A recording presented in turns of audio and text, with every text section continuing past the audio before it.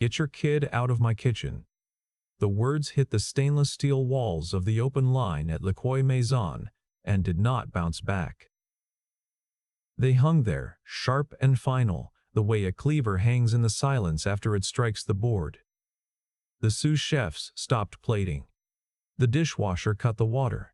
Even the exhaust fan seemed to pull quieter for a moment, as if the building itself had flinched. Vivienne Lacroix stood at the pass in a fitted charcoal blazer, her dark hair pinned behind one ear, a leather-bound menu proof in her left hand, and a quarterly cost report in her right. She was 31 years old, the sole owner of a restaurant group her father had built across 3 decades and 2 boroughs of Chicago.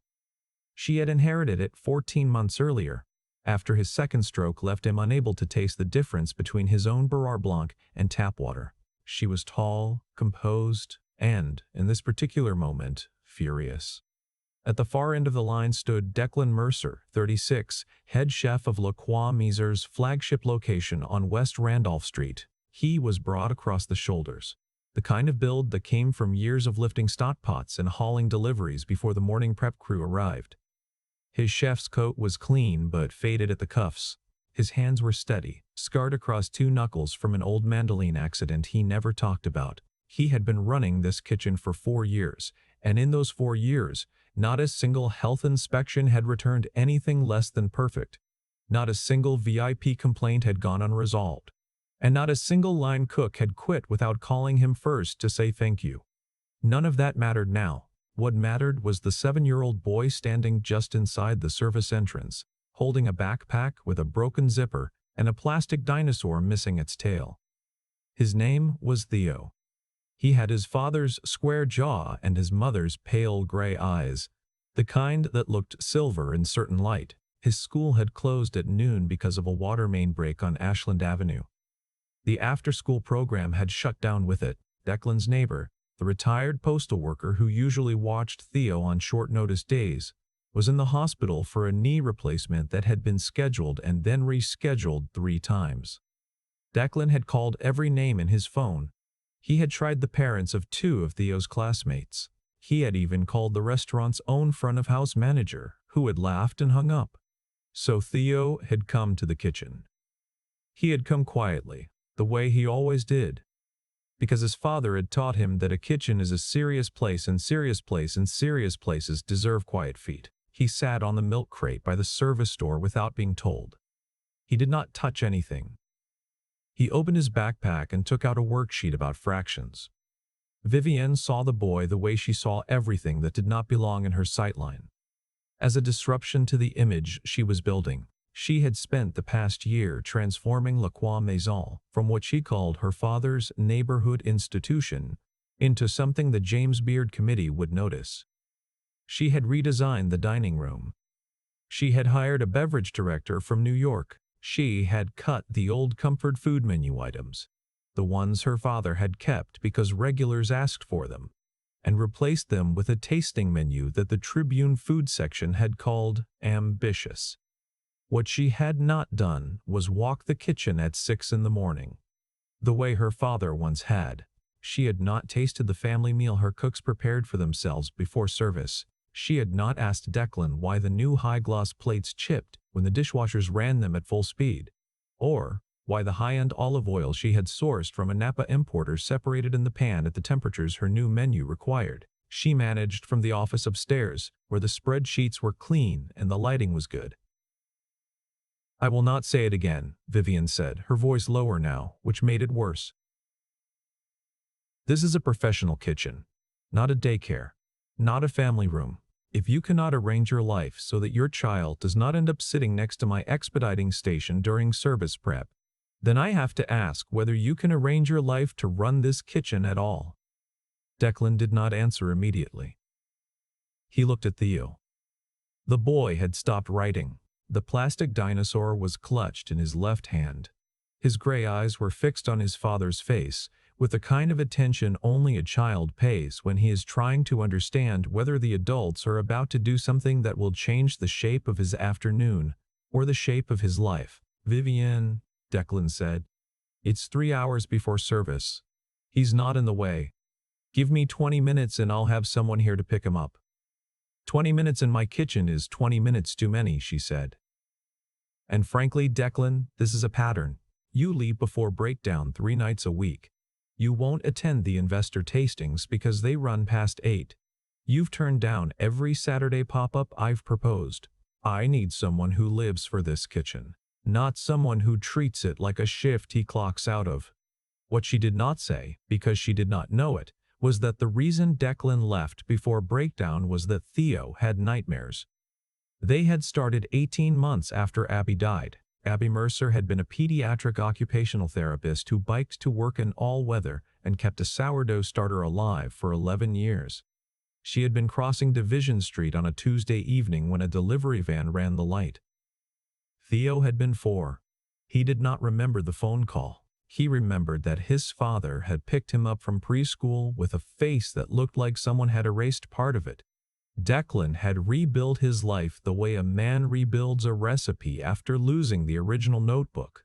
From memory, from instinct, from the smell of what was missing. He learned to braid Theo's hair for pajama day at school.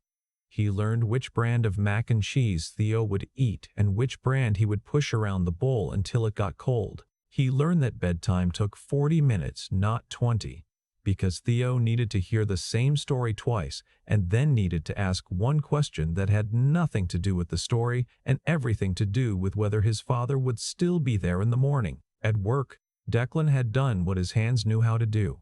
He ran the cleanest walk-in on West Randolph. He maintained relationships with the produce suppliers his competitors had alienated with late payments. He knew which fish vendor to call at 4 in the morning when the halibut delivery fell through. He had kept 3 line cooks employed through the slow months by quietly shifting their hours and absorbing the overtime himself. When Vivian's new tasting menu rolled out and the high-concept dishes started coming back to the kitchen half-eaten, Declan had adjusted the seasoning and the portion architecture until the return rate dropped to nearly 0. He did this without telling anyone. He did not need credit. He needed the kitchen to work, because the kitchen was the only place left where his competence was not measured against his grief. Vivian did not see any of that. She saw a man who left early. She saw a man who did not network. She saw a man whose child appeared in her kitchen like a stain on a white tablecloth. "You're done here, Declan," she said. The line went silent. Sal Petrucci, the senior sous chef who had been with the restaurant since Vivian's father opened it, set down his tongs and stared at the floor. Marta Voss, the pastry chef who had once made a birthday cake for Theo shaped like a rocket ship, pressed her lips together and said nothing. Declan untied his apron. He folded it the way he always folded it, in thirds, and placed it on the pass. He walked to the service entrance, knelt in front of Theo, and zipped the broken backpack as far as it would go. He took the dinosaur from Theo's hand, placed it gently inside, and handed the backpack to his son. Then he took Theo's hand and they walked out through the alley, past the dumpsters and the recycling bins, into the pale gray light of a Chicago afternoon in March.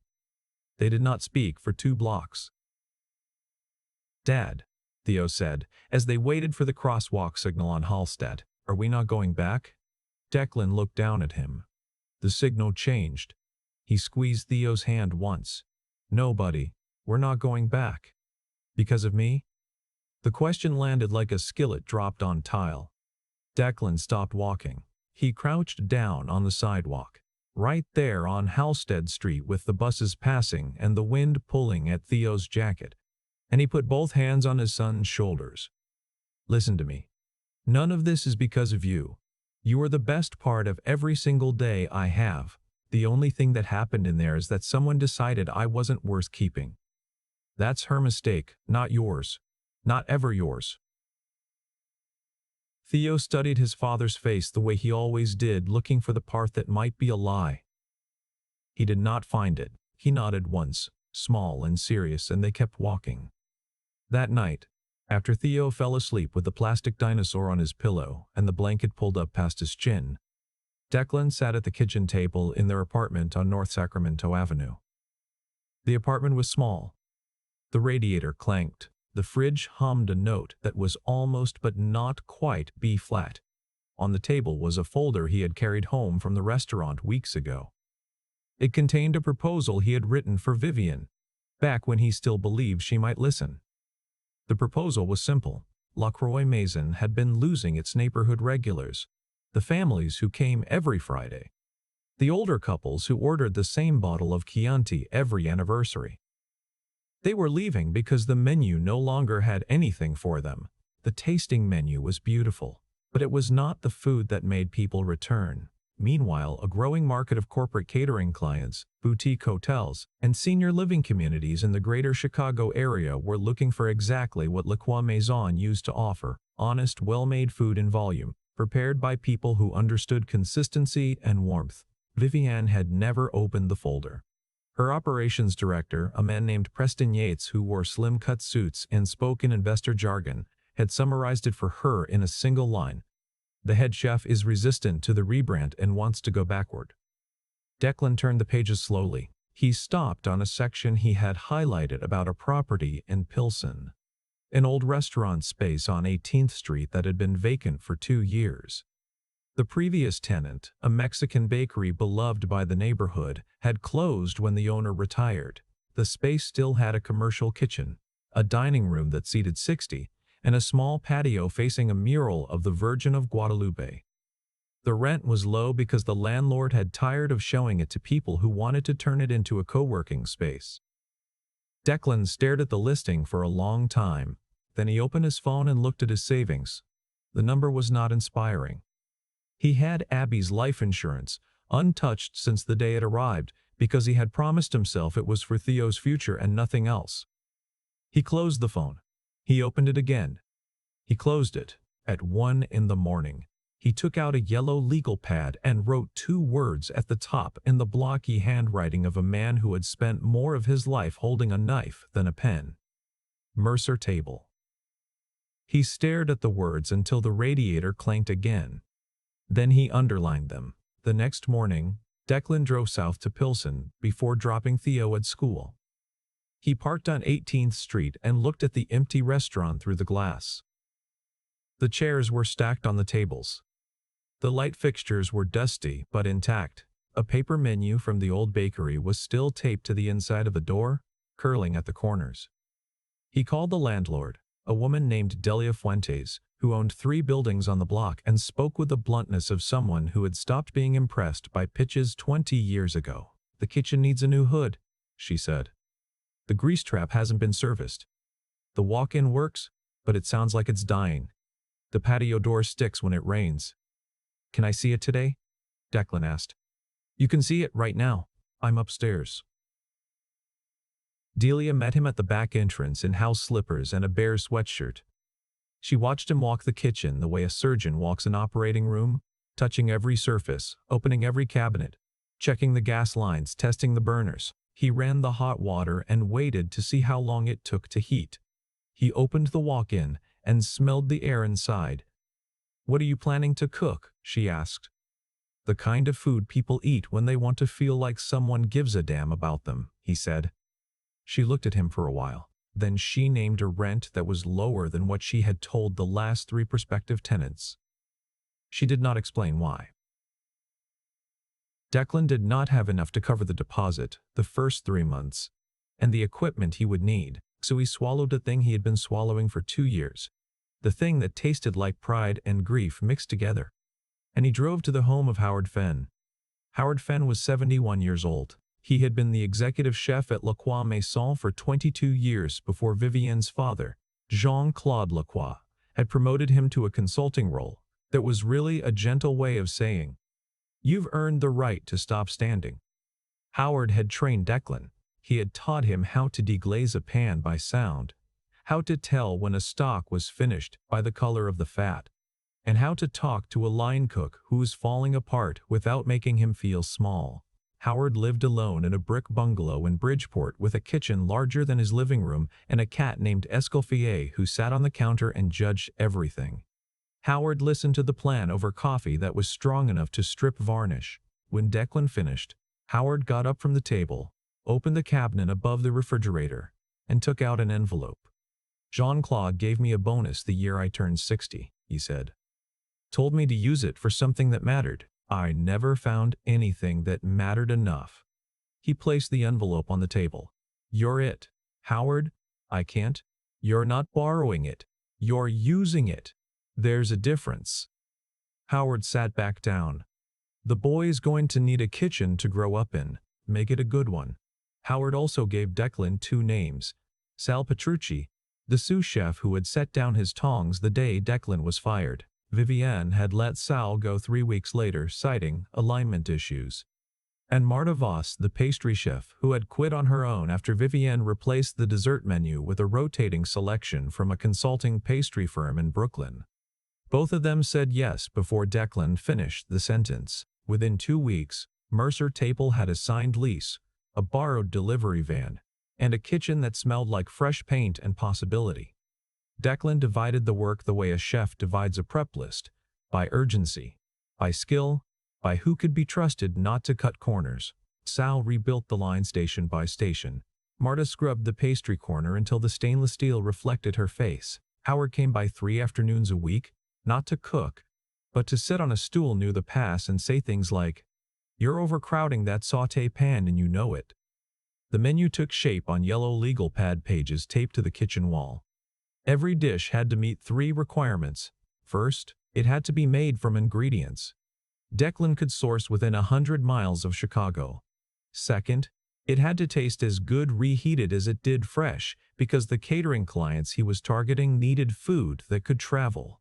Third, it had to be the kind of food that made a person stop chewing for a second and look up from the plate. Not because it was surprising, but because it was familiar in a way they had forgotten they missed. The opening menu had 11 items, a slow-braced short rib that fell apart at the mention of a fork, a roasted chicken with herbs and lemon that smelled like someone's best sundae, a mushroom risotto that Sal stirred for 45 minutes per batch because anything less was, in his words, an insult to the rice, a bread pudding with bourbon sauce that Marta made from a recipe she had carried in her apron pocket for 15 years. Theo came after school every day. He did his homework at a small desk Declan had built into the corner of the office, a plywood surface on steel brackets, ugly as a brick but level as a lake. Theo taped a drawing to the wall above the desk. It showed 2 stick figures, one tall and one short, standing in front of a building with a sign that said Mercer Table in orange crayon. Declan never corrected the spelling.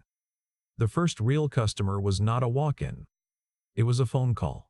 A woman named Iris Yamamoto ran a 30-bed assisted living facility in Oak Park. Her previous caterer had dropped her contract with 2 weeks' notice because the margins were too thin. She needed someone who could deliver 3 meals a day, 5 days a week, for 30 residents whose dietary needs ranged from diabetic to soft food to. Mrs. Kowalski refuses to eat anything that isn't Polish. Declan drove out to see the facility. He walked the dining hall. He met 6 of the residents. He sat with Mrs. Kowalski, who told him in detail about the pierogi her mother used to make in a kitchen in Wicker Park in 1961. He took notes on a napkin. He quoted Iris a price that made her pause. It was lower than what she expected. "Are you sure?" she asked. "I'm not looking for charity."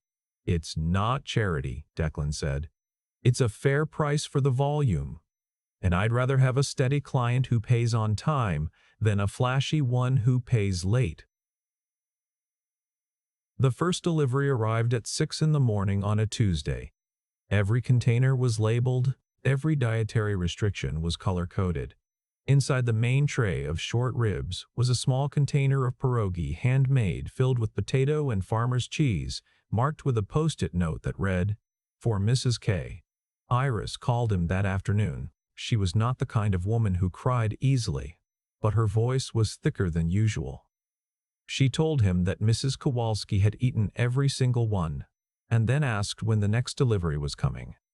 Word traveled the way it does among people who operate on thin margins and thick loyalty. Iris told a friend who managed a chain of 4 budget hotels near O'Hare. The friend called Declan. He delivered sample trays. The hotel manager tasted the chicken, looked at the price sheet, and signed a 6-month contract the same afternoon. The hotel manager told a facilities director at a small hospital network in the western suburbs. The facilities director came to the Pilsen kitchen unannounced, watched Sal play a lunch service, tasted the risotto, and placed an order for 300 meals a week. Mercer Table did not grow by press coverage or Instagram posts. It grew because every container that left the kitchen carried a quiet promise. The food inside was made by someone who cared whether you enjoyed it. Inside La Quamiona, the cracks were not quiet anymore. The tasting menu, which had earned a glowing review in its first month, had settled into a pattern that Vivian did not want to examine. Covers were down. The Friday regulars, the ones who had kept the restaurant alive through 2 recessions and a pandemic, had stopped coming. The corporate event bookings, which Vivian had expected to grow once the rebrand took hold, had flattened. 2 of the new line cooks Vivian had hired from culinary school quit within 8 weeks, citing a kitchen culture that one of them described in a Glassdoor review as all image, no backbone. Preston Yates, the operations director, assured Vivian that the numbers would recover once the summer gala season began. Vivian believed him because believing him was easier than examining the alternative. Then a name appeared in a report from the sales team, 3 of Lacroix Mason's former catering clients. Mid-range accounts that Preston had personally deprioritized as not brand-aligned had moved their contracts to a new operation in Pilsen called Mercer Table. Vivian read the name twice. She pulled up the business registration. She saw the address, 18th Street, Pilsen. She saw the name of the owner, Declan Mercer. She sat very still for a long time. Escoffier the cat could not have been more motionless. She thought about the man in the faded chef's coat. She thought about the boy with the dinosaur. She thought about the sentence she had said in front of an entire kitchen staff, and she wondered for the first time whether the sentence had built something she had not intended. The bid that would decide both companies arrived in late September. Lakeshore Hospitality Group, a regional chain of 26 hotels across Illinois, Wisconsin, and Indiana, was consolidating its food service contracts under a single vendor. The deal was worth more than any single contract either company had ever handled. It would anchor the winner for 5 years. Vivian prepared for the pitch the way she prepared for everything, with a presentation deck, a branding video, and a tasting event at the La Croix Maison private dining room. Preston assembled projections that showed cost savings, brand synergy, and a scalability model built on outsourced prep kitchens. The Lakeshore Selection Committee was chaired by a woman named Gloria Hyatt, 58, who had started her hospitality career making beds at a Holiday Inn in Rockford and worked her way up over 30 years. Gloria did not care about brand synergy. She cared about whether the eggs at breakfast would be the kind of eggs that made a guest come back, or the kind that made a guest open Yelp. The final presentations were scheduled for a Wednesday afternoon at Lakeshore's corporate office in Schaumburg. Vivian went first. She spoke about La Croix Maison's heritage, its design-forward approach, its editorial recognition. Preston presented the numbers. The committee listened politely. Gloria took notes in a small spiral notebook and did not smile.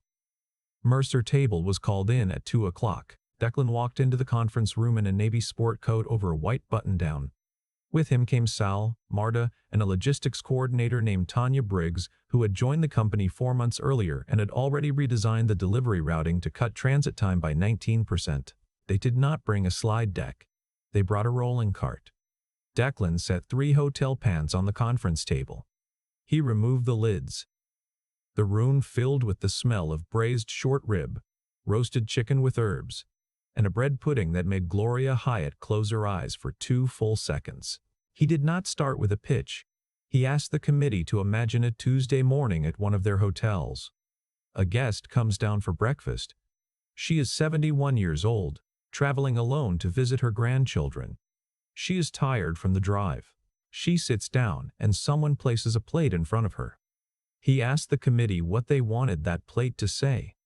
Then he opened a cooler and removed a single container. Inside was a breakfast plate, scrambled eggs with chives, a buttermilk biscuit, 3 slices of roasted tomato, and a small bowl of oatmeal with brown sugar and pecans. He set it in front of Gloria. That's what we'd serve her, he said. Every Tuesday, every hotel. Consistent, honest, made by people who actually cook. He laid out the numbers. Cost per meal. Delivery windows. A quality audit process built on 3-person sign-off, the same system he had used since the first day. Sal inspected every protein. Marta inspected every baked item. Declan signed off on the final load. Nothing left the kitchen without all 3. He presented a phased rollout, 4 pilot hotels in the first 60 days, 10 more over the next 4 months. Full network coverage within a year, with a clause that allowed Lakeshore to exit any phase that did not meet benchmarks. Gloria asked why a company this small should be trusted with a contract this large. Declan paused. He did not look at his notes. Because we were built by people who got pushed out of kitchens that stopped caring about the food. We're not scaling an image. We're scaling a kitchen.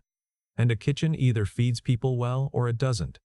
There's no presentation that changes that. The committee deliberated for 40 minutes. Gloria came back into the room and announced that Mercer Table would receive the first phase contract. La Croix Maison was thanked for its participation. Preston started to say something about pricing tiers. Vivienne put her hand on his arm and shook her head. She understood. Mercer Table had not won by undercutting. It had won by being organized around the thing she had spent 14 months trying to leave behind. In the hallway outside the conference room, Vivienne and Declan passed each other. The committee was moving to their next meeting. Preston had already walked ahead, his phone to his ear. For a moment it was just the two of them, standing near a window that looked out onto a parking lot and a strip of October sky.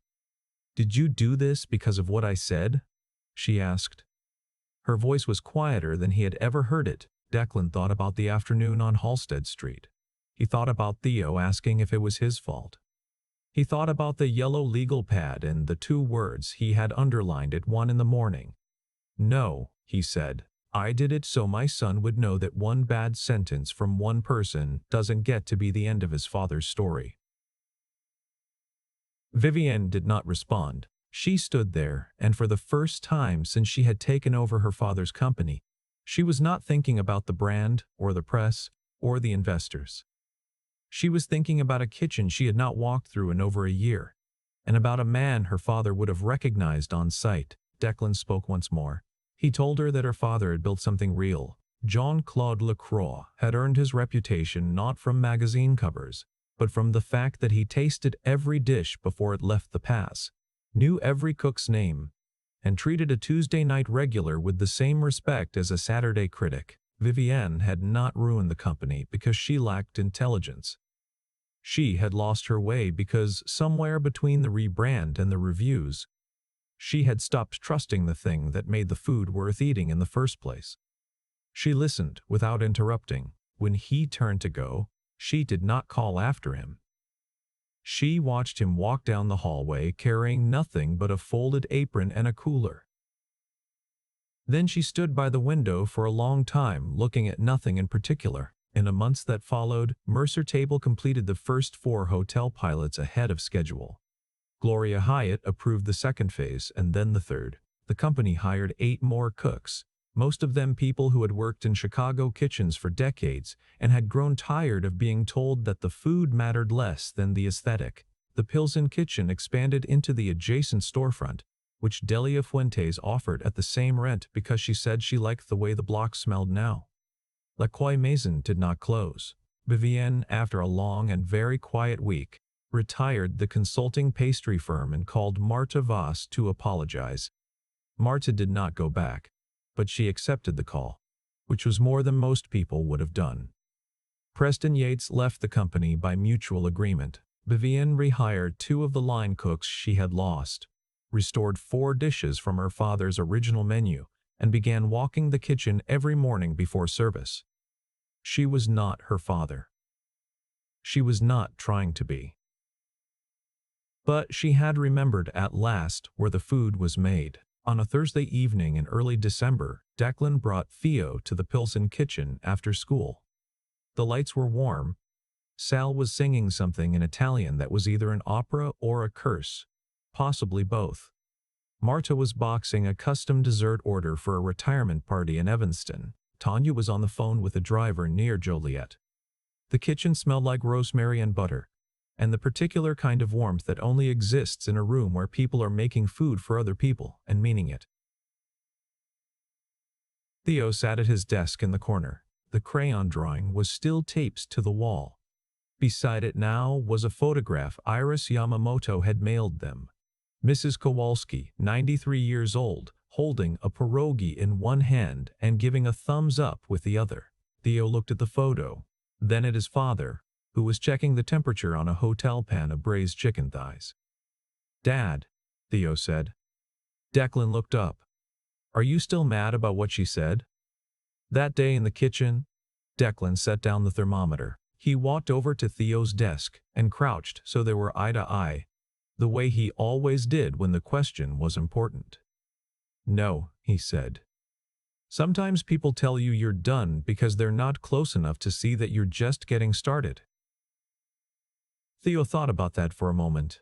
Then he picked up an orange crayon and began adding a second building to his drawing. The kitchen hummed. Sal's singing got louder.